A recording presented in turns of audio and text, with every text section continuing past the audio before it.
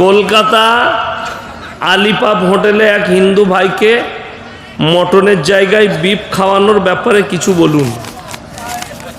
তাকে কুলিতে পাঠিয়ে দেন, আর কি বলুন।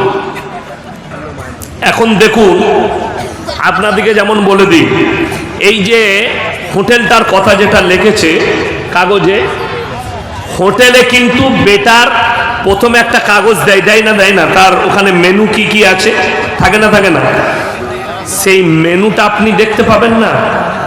যেখানে যেমন আমি ত্রিপুরায় জালসায় গেছি, নামলাম, নামার পরে তাদেরকে বললাম যে আমার ফ্লাইট তো প্রায় 4-5 ঘন্টা লেট, আমাকে প্রচুর ভোগ লেগেছে, তো আমি যখন 150 কিলোমিটার রাস্তা যাব, আমাকে রাস্তায় খানা খাইয়ে দেন কোনো হোটেলে।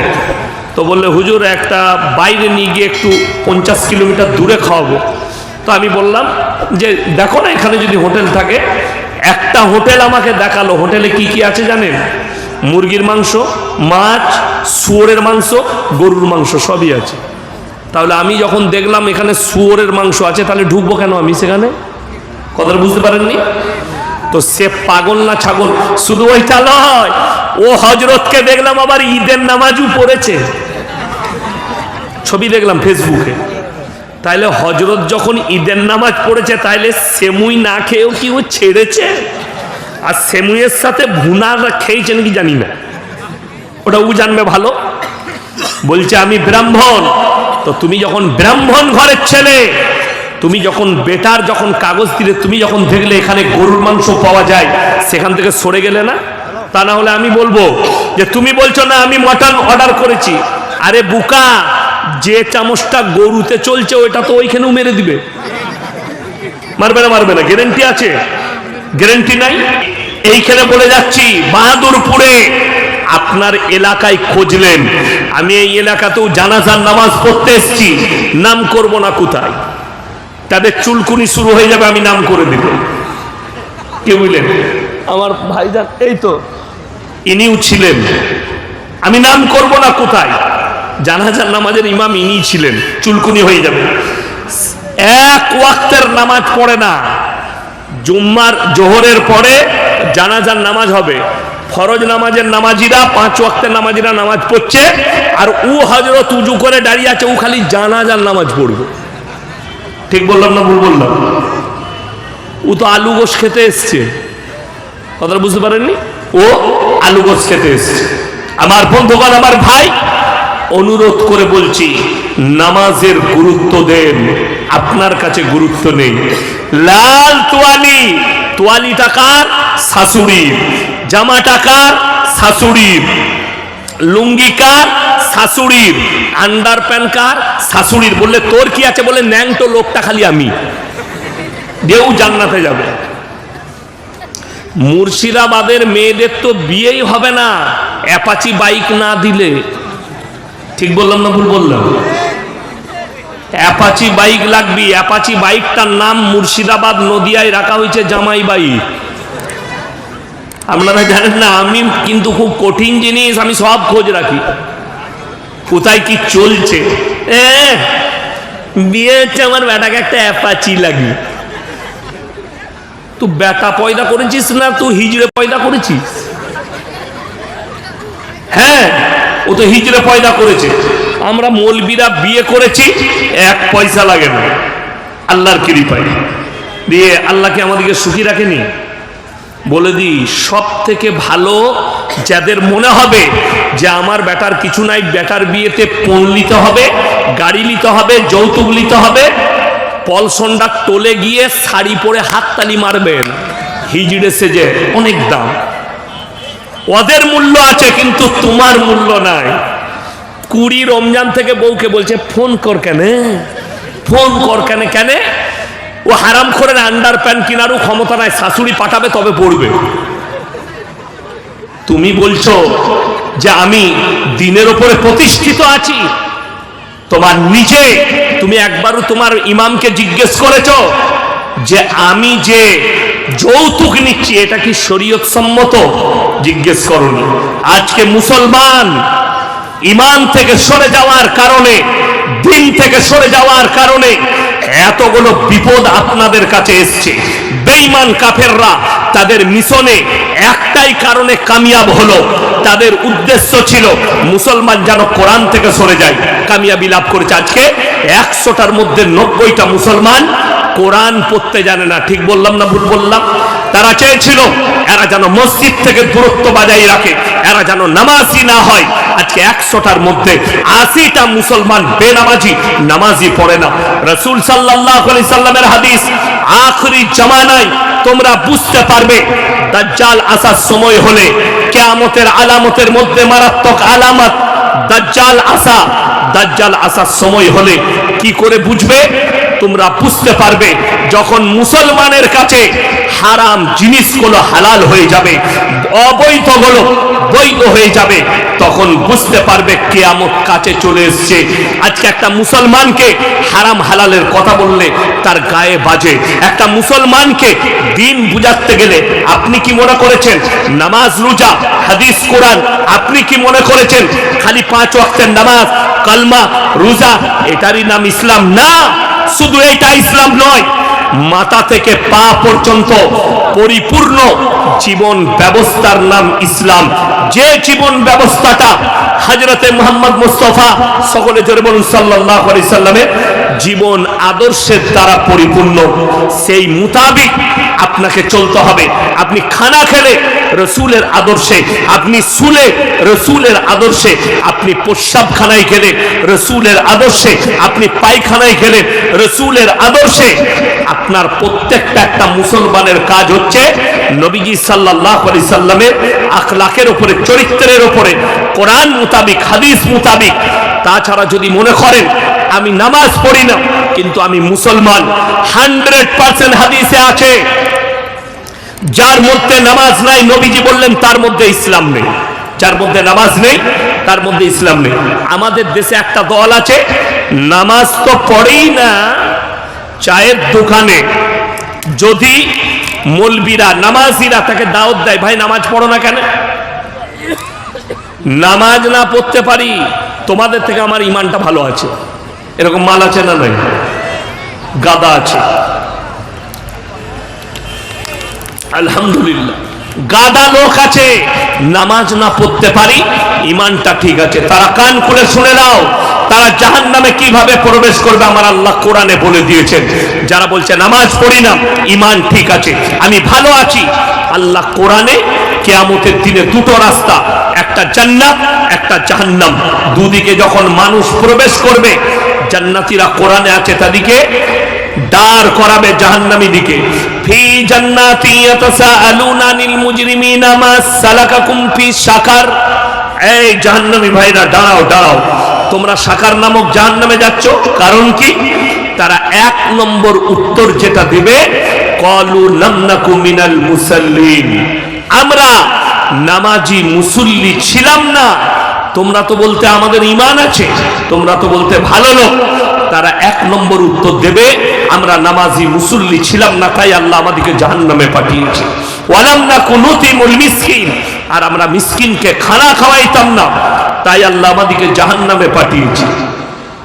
ওয়াকুন্না নাখুদু মাআল খাইদিন, এবং দাড়ি টুপি নামাজি মুসল্লিকে দেখে আমরা হাসি ঠাট্টা বিদ্রুপ করতাম, আল্লাহ তাই জাহান্নামে পাঠিয়েছে। ওয়াকুন্না নুকাজ্জিবু বিয়াউমিদ্দিন, আর বিচারের দিবসকে মিথ্যা বলে মনে করিতাম, আল্লাহ তাই আমাদেরকে জাহান্নামে পাঠিয়েছে। আমার বন্ধুগণ, আমার ভাই, সবাই হাত তুলে বলুন তো 5 ওয়াক্তের নামাজি হব ইনশাআল্লাহ। ইনশাআল্লাহ নামাজ কেউ ছাড়বেন না। যুবক, যুবতী, আরে শয়তানের কাজ কি জানেন? কোরআনে আছে, ইন্না শাইতানা লিল ইনসানি আদুউম মুবিন। শয়তান হচ্ছে মানুষের একটা প্রকাশ্য দুশমন, ছোটখাটো নয়, প্রকাশ্য দুশমন। শয়তান মানুষের প্রকাশ্য দুশমন। আপনি নামাজ না পড়লে শয়তান এত খুশি হয়, আপনি ঈদ বকরা ঈদে অত খুশি হন না, শয়তান এতটা খুশি হয়। একজন যদি বেনামাজি হয়ে যায়, একটা মুসলমান, সে যদি হারাম পথে চলে যায়, শয়তান খুশি হয়। আর যখন একটা মুমিন, একটা মুসলমান, সে যখন ইস্তেগফার করে ফিরে আসে, শয়তান মাইয়াত হলে যারা কাঁদে তার থেকেও বেশি কান্নাকাটি করে শয়তান ইবলিস মারদুদ। যে একজন মুমিন হয়ে গেল, ওই জন্য আমার যুবক ভাই, আমার অন্তরের ভাইয়ের, আমার মা বোনেরা, তোমরা বেঈমান কাফেরের আদর্শ থেকে তোমরা ফিরে এসো। আপনি মনে করবেন না কিয়ামত দূরে আছে, কিয়ামতের আলামতগুলো প্রকাশ পেতে শুরু করে দিয়েছে। নাম্বার 1, মারাত্মক কিয়ামতের আলামত শুনেলেন কিভাবে প্রকাশ পেয়েছে। নাম্বার 1, মসজিদ আল্লাহর ঘর যখন দেখবে দুনিয়াদারির কথা চলছে। আজকে মসজিদের ভেতরে ইমামের খুতবা চলে জুম্মার দিনে, লোক দুনিয়াদারির কথা বলে। নাম্বার 2, রাস্তাঘাটে গাধার মতো নারী পুরুষ জিনা করতে লাগবে, আজকে প্রকাশ পেয়েছে। আরে রাস্তাঘাট তো দূরের কথা, বেশিরভাগ দেশে, পৃথিবীর জানি না কোন কোন দেশে আছে, বেশিরভাগ দেশে, আমাদের দেশে আইন আছে 18 বছরের নিচে বিয়ে দেওয়া যাবে মেয়েদের, কথা বলে না, এটা দেশের আইন। এটা অনেক দেশে আছে, শুধু ভারতে নয়। ভারত আছে, ব্রিটেন আছে, আমেরিকা আছে, লন্ডন আছে, জাপান আছে, জার্মান আছে, অস্ট্রেলিয়া আছে, নিউজিল্যান্ড আছে, ব্রাজিল আছে, দামি দামি দেশ। এখন 1 মাস থেকে আমেরিকার একটা লিস্ট ছুটে বেড়াচ্ছে, রিপিস্টরা ধরা পড়েছে। দেশের দামি দামি লোকের ভিডিও ভাইরাল হয়েছে, যারা আইনের পথে বসে আছে, যারা গদিতে বসে আছে, তাদের সব ফটো ভাইরাল হচ্ছে। একটা আইল্যান্ডে এক হারামখোর, সে মারা গেছে। আমেরিকার সে আইল্যান্ড কিনেছিল, আইল্যান্ড, সেখানে দেশের বিভিন্ন দেশের দামি দামি নেতা লোকরা যেত, 12 বছর 14 বছর 16 বছরের মেয়েদের সঙ্গে তারা অ্যাশ করত, মানে জিনা করত। তাহলে যে লোকটা আপনাকে বলছে 18 বছরের নিচে বিয়ে করতে পাবে না, সেই লোক যদি আইন ভঙ্গ করে, তাহলে আপনি ভেবে দেখলেন নবীজির হাদিস কত সত্য। রাস্তাঘাটে আল্লাহর নবী সাহাবীরা বললেন, ইয়া রাসূলুল্লাহ, এটা কি সত্য গাধার মতো মানুষ জিনা করবে? নবীজি বললেন 100% করবে। আজকে সেটা প্রশ্ন, সেটা সত্যই পরিণত হয়েছে, প্রকাশ হয়ে গেছে আলামতটা। বড় বড় হাইওয়ের ওপরে, এক্সপ্রেসওয়ের ওপরে দামি দামি লোক 4 চাকা গাড়ি দাঁড় করিয়ে রাস্তার ওপরে সিন তৈরি করছে। মোবাইল খুলেন, দেখতে পেয়ে যাবেন ফেসবুক, ইউটিউব, টুইটারে, এটা নবীজির হাদিস এবং সত্য প্রকাশ হয়েছে। নাম্বার 3, এটা অনেক জনের গায়ে চুলকুনি শুরু হয়ে যাবে, কিন্তু উপায় নেই। আল্লাহর রাসূল বললেন, তোমরা বুঝতে পারবে কিয়ামত কাছে এসেছে, তার মারাত্মক আলামত। অশিক্ষিত মূর্খরা সমাজের নেতৃত্ব দিবে, আর শিক্ষিতরা চুপচাপ বসে দেখবে। জোরে বলুন, ঠিক কিনা? আজকে এই আলামত প্রকাশ হয়ে গেছে। তা না হলে অসীম সরকারের মতো নেমক হারাম কি করে এমএলএ হয়ে গেল? মূর্খ, অশিক্ষিত, বাউল মুস্তম গান করে। সে বলেছে 27টা শয়তান কোরআন লিখেছে। তার বাপের হিম্মত নাই কোনো মৌলবীর সাথে বসি, যে কোনো মৌলবীর সাথে বসি, বসতে পারবে না। এখন আমি কালকে কলকাতার কাছে ছিলাম জলসায়, আমি কালকে একটা কথা বলেছি যে অসীম সরকার হচ্ছে মুতখোর, গোবরখোর, ওর কথা বাদ দিয়ে দেন। আমরা যাকে ভারতের মনীষী মনে করি, তিনি হচ্ছেন স্বামী বিবেকানন্দ, কবিগুরু রবীন্দ্রনাথ ঠাকুর, ঈশ্বরচন্দ্র বিদ্যাসাগর, বঙ্কিমচন্দ্র চট্টোপাধ্যায়, রাজা রামমোহন রায়, এরা হচ্ছে ভারতের মনীষী। আশা করি স্বামী বিবেকানন্দের পিসাবের যোগ্য হবে না অসীম সরকার। ঠিক বললাম না ভুল বললাম? তিনি স্বামী বিবেকানন্দ আমেরিকার শিকাগো শহরে দাঁড়িয়ে বলেছিলেন, আমার চোখে যদি পৃথিবীতে কেউ মহামানব থাকেন, তিনি হচ্ছেন হযরত মুহাম্মদ মুস্তাফা, সকলে জোরে বলুন সাল্লাল্লাহু আলাইহি ওয়াসাল্লাম। তাহলে আপনি কার কথা নেবেন? এরপরে বুঝে নেন আল্লাহর নবী। আমি একটা বয়ান শুনছিলাম, আমাদের দেশে আজ থেকে 70 বছর আগেকার বয়ান। কত বছর বললাম? 70 সাল, 70 বছর আগেকার। তিনি বলছেন, देश को संभाल लेना, 70 साल के बाद कोई मूर्ख अनपढ़ गवार आएगा, जो धर्म के नाम पर देश को बंटवारा करेगा। আমি মোবাইলে দেখলাম, আমি তার নাম উচ্চারণ করতে চাই না, আমি খালি তার বাণীটা শুনিয়ে দিলাম। এটা তিনি বলেছিলেন। আজকে দেখে নেন ভারতের অবস্থা, আজকে দেখে নেন, শুনে রেখে দেন।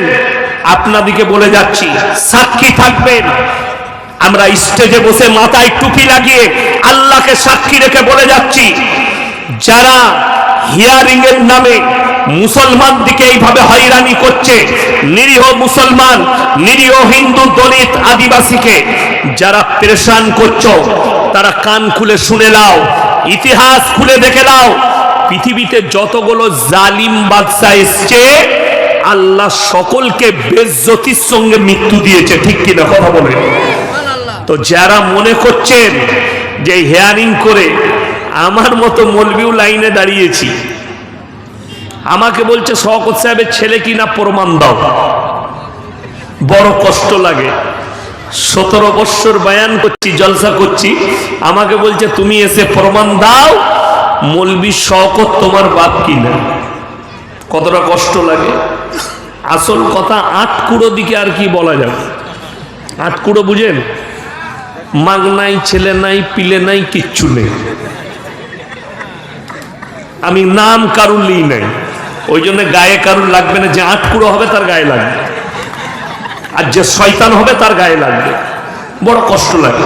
শুনে রেখে দেন, যারা মনে করছেন আমি আপনাকে কোরআনের ইতিহাসে নিয়ে যাব না, পুরনো ইতিহাসে নিয়ে যাব না, যারা এইভাবে পেরেশান করছো, 2023 থেকে 2025 সাল, এই 3টে বৎসরের ভেতরে পৃথিবীর 4টা শাসকের আল্লাহ ধূলিসাৎ করে দিয়েছে তাদের রাজত্বকে এবং বেজ্জতি করে দেশ ছাড়া করিয়েছে।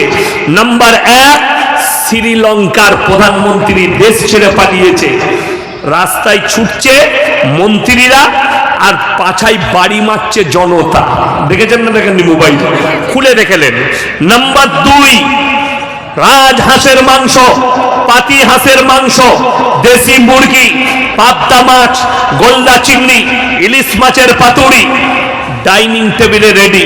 ম্যাডাম এখন গোসল করছেন, বেরিয়ে তিনি খাবেন। সেনা প্রধান ঢুকে গেল, আপনার কাছে 40 মিনিট টাইম আছে, যা মাল ভরবেন গুছাবেন গুছান। হেলিকপ্টার দাঁড়িয়ে আছে, দেশ ছেড়ে বেরিয়ে যেতে হবে। রাঁধা ভাত আমার আল্লাহ খেতে দেয়নি, সেই মেহমানটা আমাদের দেশেই আছে।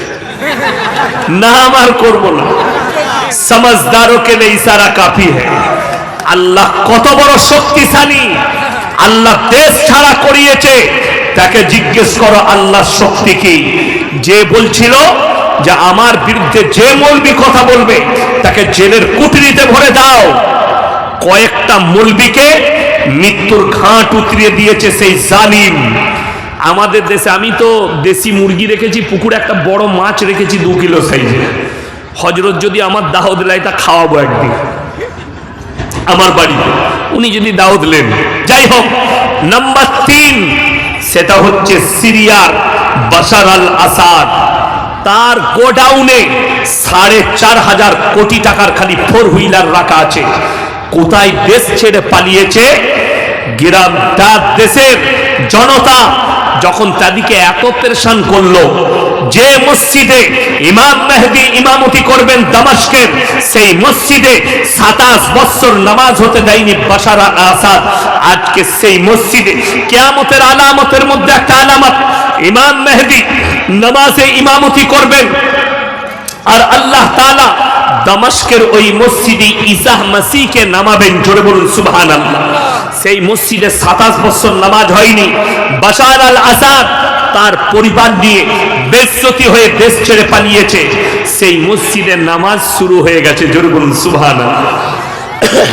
নাম্বার 4, চোখের সামনে দেখলাম কয়েক মাস আগে নেপালের প্রধানমন্ত্রী দেশ ছেড়ে পালিয়েছে। একটা হেলিকপ্টারে দেখছি 5 জন 6 জন ঝুলে আছে, একজন আবার তার বউকে নিয়েছে, তুই চ, তুই মার খাবি। আর একজন পানিতে ছুটছে, জনতার লোক তার পাছায় বাড়ি মারছে, সে উল্টিয়ে উল্টিয়ে পড়ছে। তোর যে লালবাতি গাড়ি ছিল, তোর যে বডিগার্ড ছিল, তোর যে প্রশাসন ছিল, শুনে রেখে দাও, মাথায় রাখবে। আল্লাহ ফিরাউনের মতো জালিমকে যে মিশরের মাটিতে দাঁড়িয়ে পড়েছিল আনা রাব্বুকুমুল আলা, আমার ওপরে কেউ নেই, আমি রব, আমি তোমাদের সব। সেই আল্লাহ তাআলা ফেরাউনের মতো জালিমকে ধ্বংস করেছে, নমরুদের মতো শক্তিকে আল্লাহ ধ্বংস করেছে। আর তোরা চানাপুটি, তোমরা কি ভাবছো তোমাদের কিছু হবে না? তোমরাও রেডি থাকো। যারা মানুষের কাছে কাগজ চাইছো, জনতা যেদিনে তোমার কাগজটা চাইবে তুমি আন্ডার প্যান্ট খুলে ছুটার সুযোগটাও পাবে না। ঠিক বললাম না ভুল বললাম? হ্যাঁ, যত পেরেশান করবে করো, যত কষ্ট দিবে দাও। আপনারা ভয় খাবেন না। হিয়ারিং এ আমার নাম আসেনি, হিয়ারিং এ কাগজ আমার নাম আসেনি, কি হয়েছে?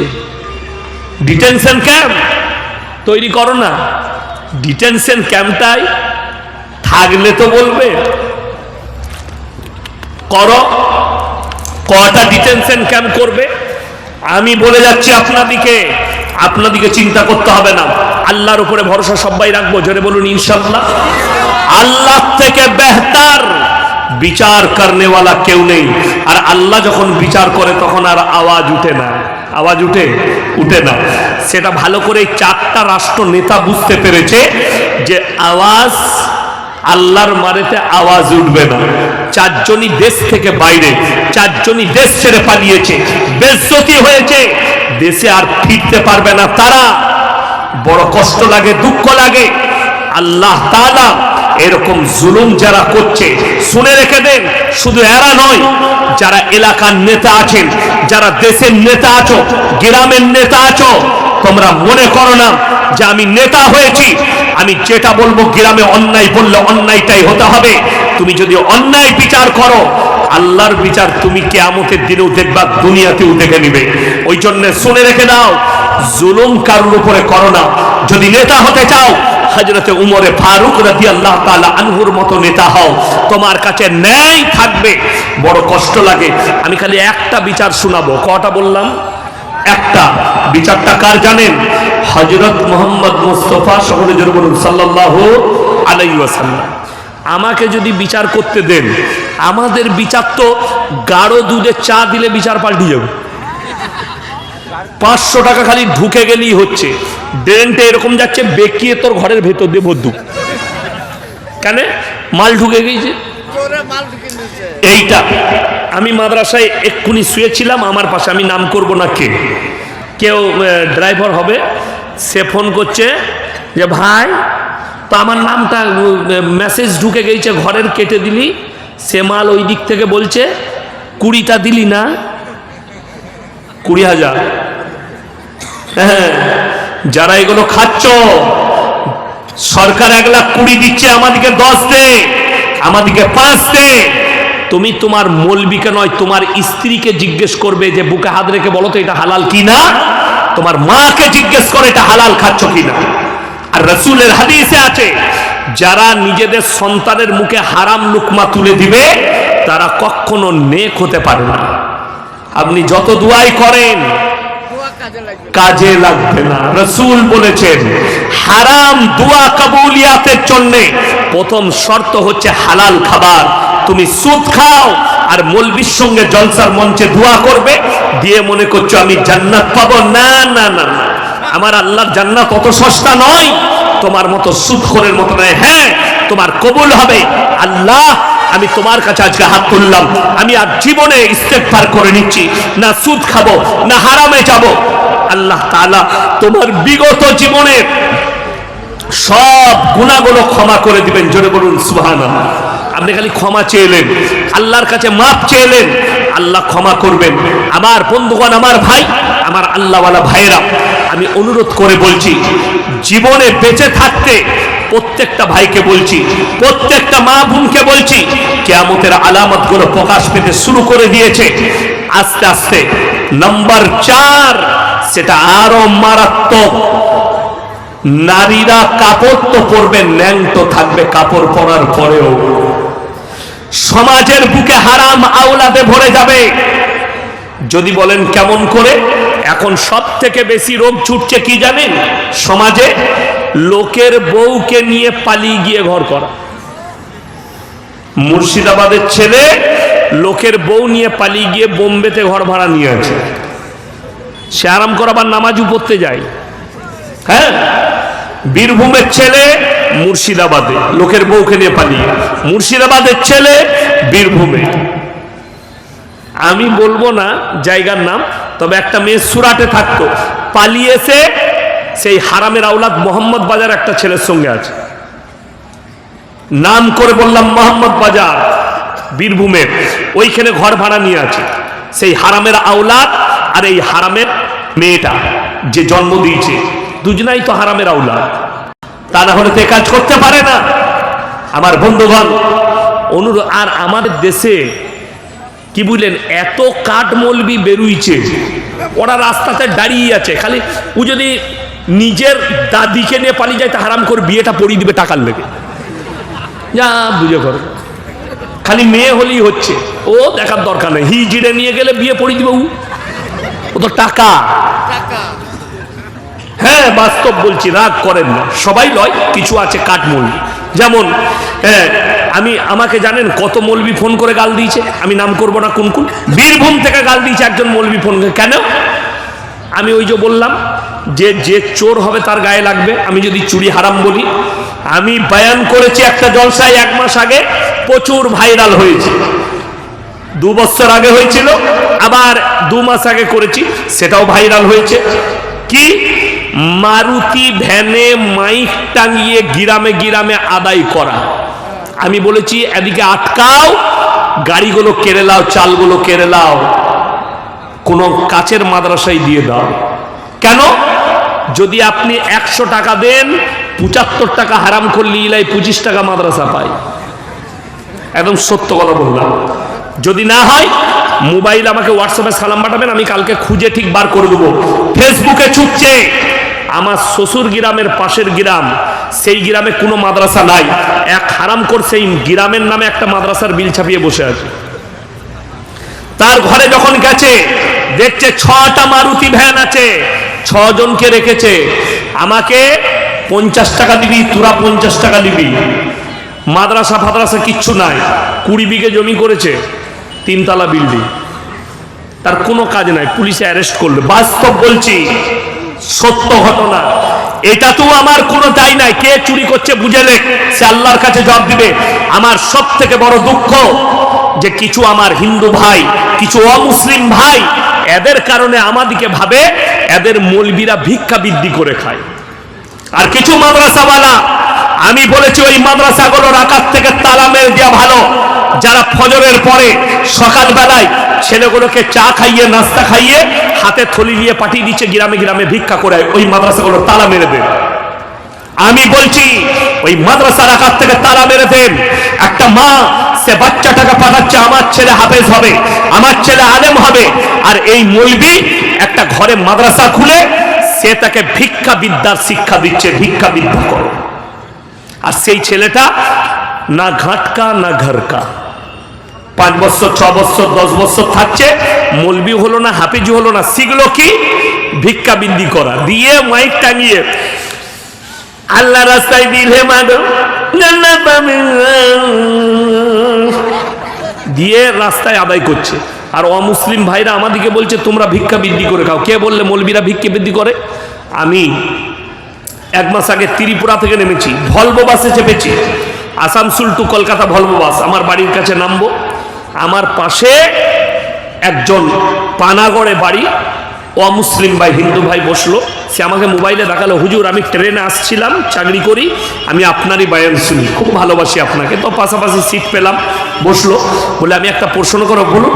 বলছে আপনাদের সব ভালো লাগে, আপনারা এই মারুতিতে মাইক টাঙিয়ে ভিক্ষা কেন করেন? আমরা কত বড় আসপর্দা, আমি কবে গেছি? বলে না আপনি নয়, আপনাদের মতনই মৌলবীরা। আমি বললাম আসল কথা, আপনি ভাই মৌলবী